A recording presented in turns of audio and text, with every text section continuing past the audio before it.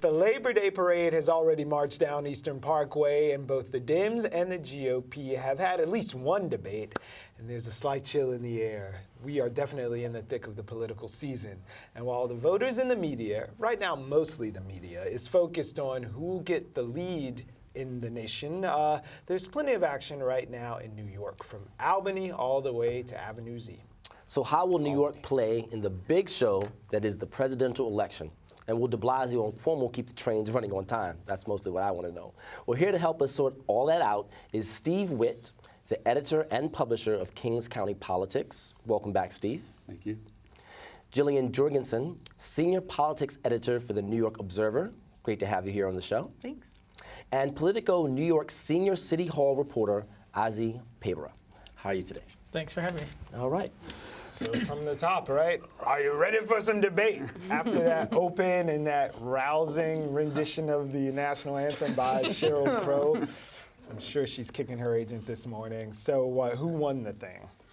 We'll start at the beginning. Who won? Jillian, you want to go? I think it was Hillary's debate to win, and she won it, and she did what she had to do, as I think kind of is the general line this morning. She came in, she looked strong. I mean, after all this talk about her imploding or things like that, I mean, that clearly wasn't what she portrayed on television last night. And, I think other people had the responsibility, or they had the need to break out during that debate, right? So, I mean, Senator Bernie Sanders, did he really appeal to an audience larger than the one that he has already appealed to? I'm not so sure. I think he picked up the most Twitter followers. Wasn't that the thing? He's certainly popular with the kind of people who are on Twitter, right? Mm-hmm. Like young, millennials, perhaps. But I think the person who really was looking for a breakout moment was Martin O'Malley, the former governor of Maryland, and I'm not so sure he had it. Really? He tried with he tried with Glass-Steagall, but I don't know how big that goes over with the kids. It's pretty wonky. Yeah. So I think that it's kind of a done deal with Hillary. Yeah. I think she has experience, but it's like no really strong Democrat entered. I think O'Malley did good. I think it's kind of a warm-up for the big dance. Yeah. And I have to give the Republicans a little more credit in that I'd like to see a little more competition. And I think Bernie Sanders, he's a Vermont guy. Is that going to translate across the whole country? I mean, in the primaries, politicians tend to play to their audience and to the extremes. And will it, play in Peoria, Illinois? I don't see Bernie doing that. Was O'Malley the breakout, Ozzy? No, he wasn't. If you look at the online mentions, I saw this somewhere on Twitter, the people who were mentioned the most last night, Hillary Clinton, Bernie Sanders, and Donald Trump, which is really bad news for Martin O'Malley. Yeah. And remember, he had a pretty disastrous, not one, but two appearances at the Democratic National Convention where his speech on the convention floor was less than ideal. Yeah. And then when he spoke as the head of the delegation from Maryland, it was also less than ideal. It somehow just wasn't as inspiring as what people remember Obama 2004 being. Yeah. And Hillary, she went on the offensive against Bernie Sanders on gun control, which was very surprising. And he managed, surprisingly, Right. But he managed to turn around and defend her on the email attack. But listen, there was some talk this morning about whether that was less of a defense than something that just landed wrong, because his camp meant that as like an attack line. He's the adult in the room, but it came out sounding like, hey. Don't worry about it. Right. Well, standing next to her, when he was asked about the email issue, he said there's more important things to talk about, which is exactly Hillary Clinton's line. Right. She was on the offensive and made sure to sort of co-opt his message about needing to tax the rich more on certain issues. Glass-Steagall was something that she was attacked by Martin O'Malley for. Right. But her whole point was, thank you for endorsing me before, and I'm someone that can get something done. Yeah. Okay. How would you folks clarify sort of the tone of the debate as compared to the Republican debates? I think, it was much more substance, in part because you only have 5 candidates, right? So when there's only 5 of you, the size of the field matters, and you've got more time to actually talk about issues than to have each person have 1 minute out of 11 people some people still on have each that issue. problem. Some more than others, right? Poor Jim Webb, who was very upset. That is how everyone will remember Jim Webb. And Lincoln Chafee will be remembered for saying, like, hey, it was my first day. Cut me some slack for that vote that I shouldn't have taken. But no, I mean, I thought it was a very substantive debate. I thought it was interesting. I thought Anderson Cooper did a pretty good job moderating for CNN. And, you know, I mean, you don't have the Trump factor hanging over the debate that you do in Republican debates, where he's a really outsized personality, as Martin O'Malley called him yesterday, I think a carnival barker. And he wasn't there, so that gives everybody else more breathing room, I think. Well, literally the center of the debate was Hillary Clinton, whereas in the Republican debate, the center was Donald Trump, who most people, including the ones on stage, still couldn't understand why he was there. And they were trying to figure out whether to attack him, appeal to some of his... Try to siphon off some of his voters. Right, because there was this anger, this Tea Party-fueled anti-establishment feeling. In the Democratic debate, you don't have as much of that. Yes, you have the Bernie Sanders factor, but there is no question that Hillary Clinton is the person to navigate around in order to get that nomination. Whereas in the Republican debate, people are still trying to figure out why Donald Trump was in the middle of it, even though he is leading in the polls, leading in the most attention, driving the conversation, and amazingly, going to be hosting Saturday Night Live. I mean, when Bill Clinton played the saxophone on Arsenio Hall, it was seen as like a monumental moment of bringing politics to the public. I don't think anyone has ever done quite hosting as a leading candidate for a nomination. So let's talk about that in the larger sense than the Trump effect on the election, because more people, I promise, are on Twitter and talking and following these debates than I remember ever in my life this early.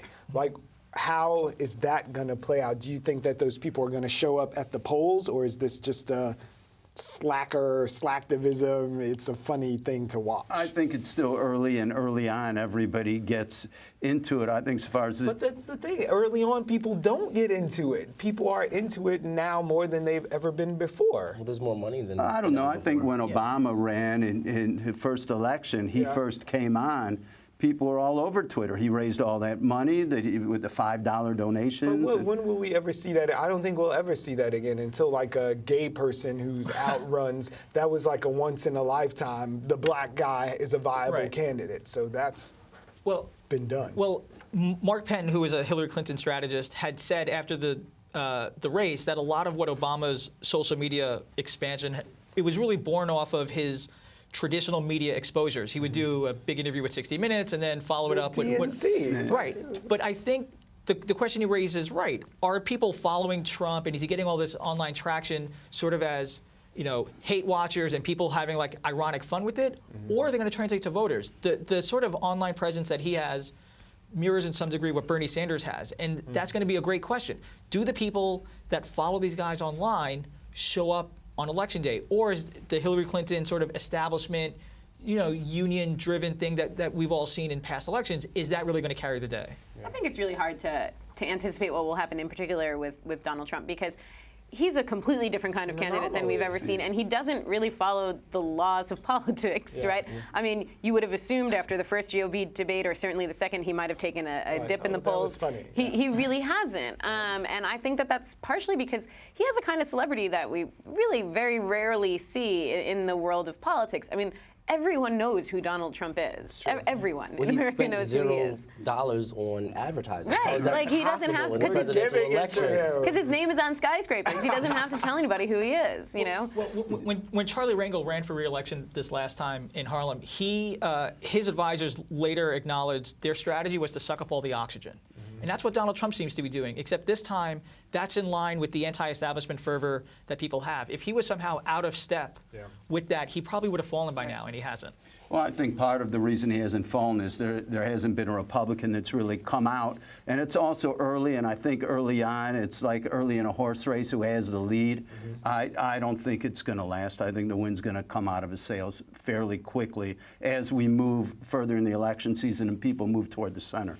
Because I think that ultimately at the beginning of primary season, everybody, the Republicans go to the right, the Democrats go to the left, and then as the election comes on, people move to the center and they start thinking seriously. I think the American voters are smarter than people give them credit for. Well, there's at least 3 New York polls who are thinking seriously. They were on the steps of City Hall just before the election, throwing their hats in the ring for Hillary, right? Yeah, Hakeem Jeffries. Yeah, but more important than them, who isn't there? De Blasio still hasn't gotten on board, so what's he waiting for? He's going to Iowa. He's having a town hall in Iowa. New York City's mayor is going to go to a cornfield and talk about income inequality. So what does that say? Hakeem Jeffries was right yesterday at the press conference when he said, you know, we have homelessness here, we have problems here, we have income inequality here, That's right. and that it's fine in a cornfield, but it'd be nice to see the mayor, you know, handle the I have a situation. quote. It's not clear to me that a town hall meeting in the cornfields of Iowa has anything to do with the quality of life of everyday New Yorkers. Hakeem Jeffries, NYC 2017.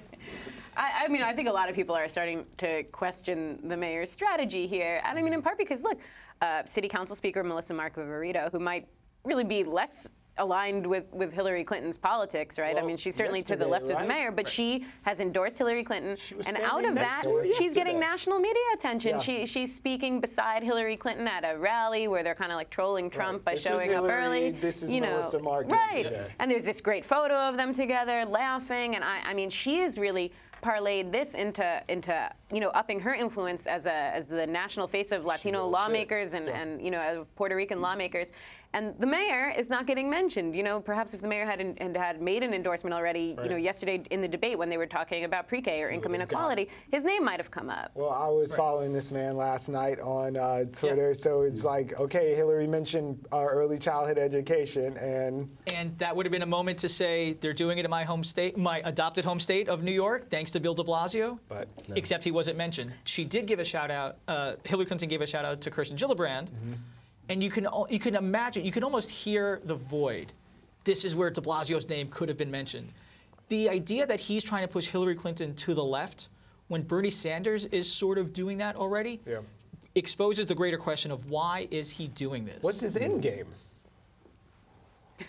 It's starting to be, I mean, I don't know that people can really grasp at an answer anymore, especially because he's not, so he's going to hold this forum in Iowa, but he's not really holding the forum. He's not going to speak at it according to his office. It almost seems like they keep kind of backing away from where they had been with his influence, Yeah.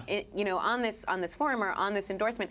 And, you know, I wonder if that's a reaction to the poll numbers that show that people don't really like him getting involved in these national issues and they want him to focus more at home, or if there's some kind of pushback, you know, from the Clinton camp, you know. There was a theory online, a theory that some people had floated. I think consultants Hank Scheinkoff and Evan Thies had said what de Blasio is doing, you could almost see it as being reflective not so much of 2016 but of 2017.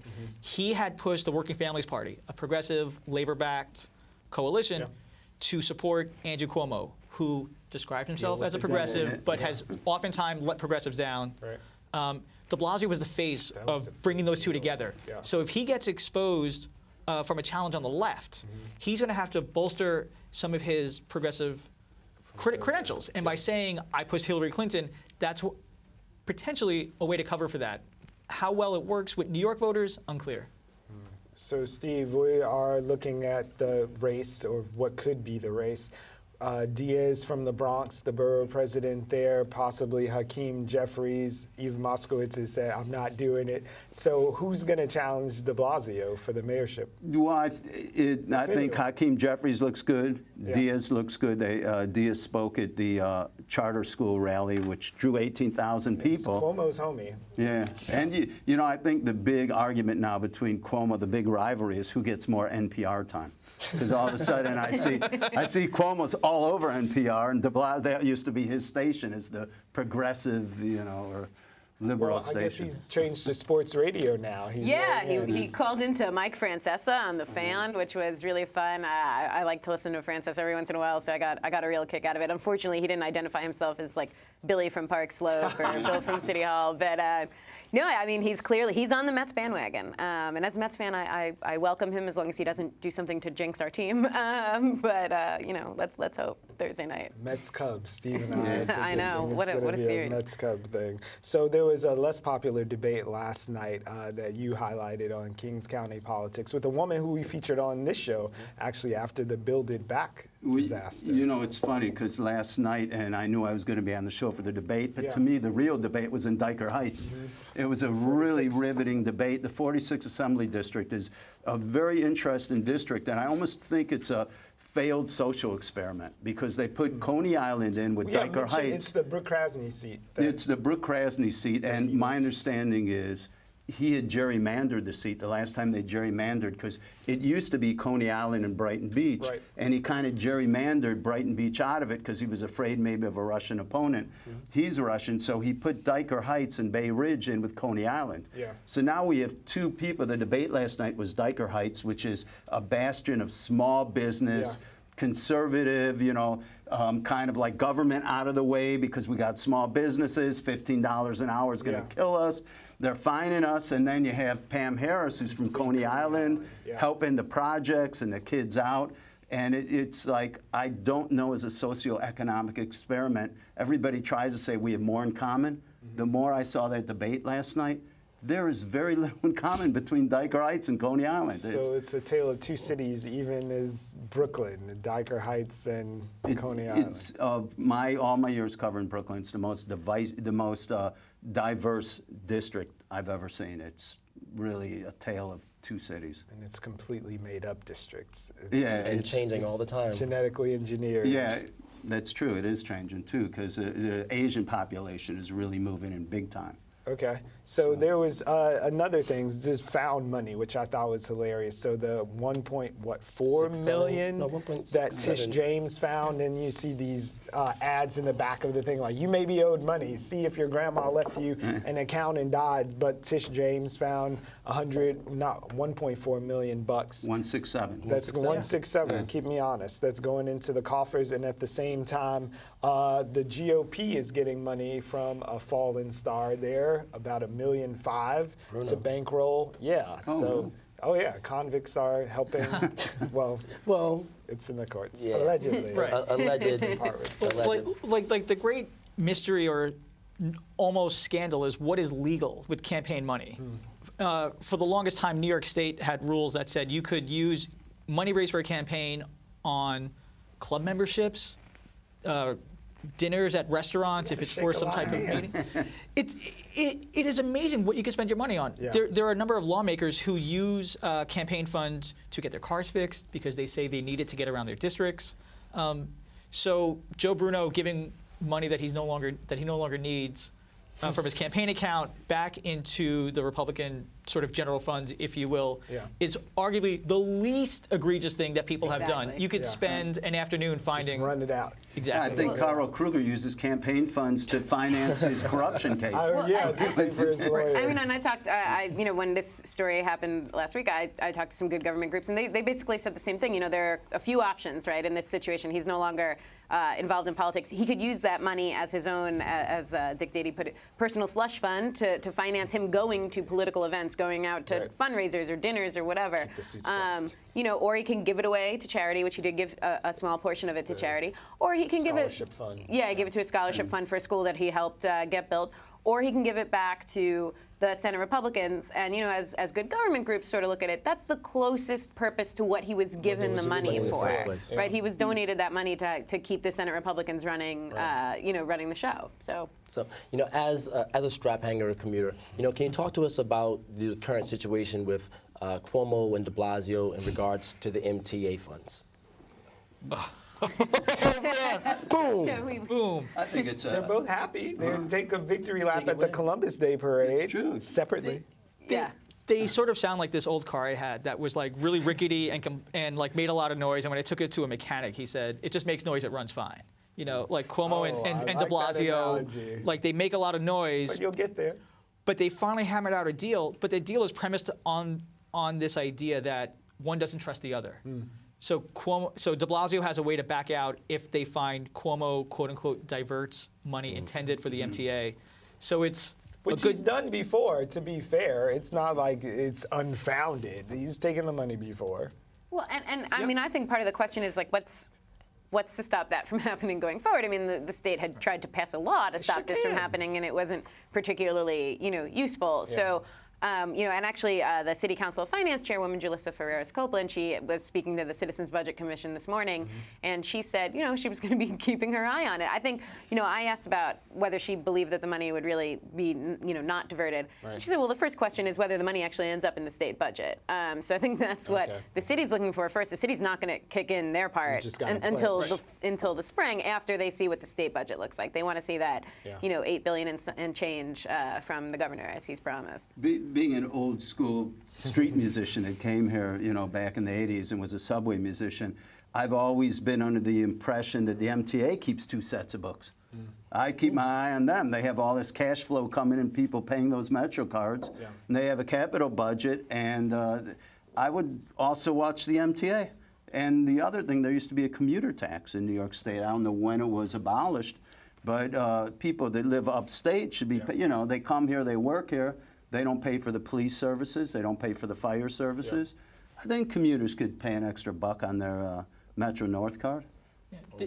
There is almost nothing that revitalizes neighborhoods and gets New York City's economy going, like improving the transportation. And when you walk into subways that are leaking, dimly lit, or just look like something from a developing part of the world, you question about you question other things that are happening in the city. And for people that are getting pushed further and further to the edges of New York City, like places like Dyker Heights and Coney Island that have hour-long commutes. When they suddenly don't have it, why isn't there a train here? Exactly. Yeah. If people who fund the MTA, basically state lawmakers, had to ride the system that they are in charge of funding, you would probably see a much better system of funding. Start a petition right now. All right, so that's like our last 10 seconds. Does anyone have anything particularly pressing that they'd like to share with BK Live before it goes online? What's coming down the pike, the underreported things, something we should know before we go to lunch today? Again, I have to reiterate, the 46th Assembly District race, a very interesting race. Also, there's a new chair of the Brooklyn Republican Party. Not that it's a big thing, but it is a 2-party system. All right. So it's something to keep your eyes on. I think the Staten Island District Attorney's race is going to be very entertaining as we get a little bit closer to Election Day. I think people haven't been paying that much attention, but now as we get closer, and it's one of the only real races on the ballot, I think it's going to be a lot of fun. We've gotten used to interesting DA's races. Absolutely. A gift that keeps on giving. Lastly. Before de Blasio goes to Iowa, he's going to Washington Heights for his first ever town hall meeting as mayor, and it only took him 656 days since taking office to have it. I wonder if these will come down. They'll do a little handshake in the beginning. Well, thank you. That was awesome. Come back. I like that.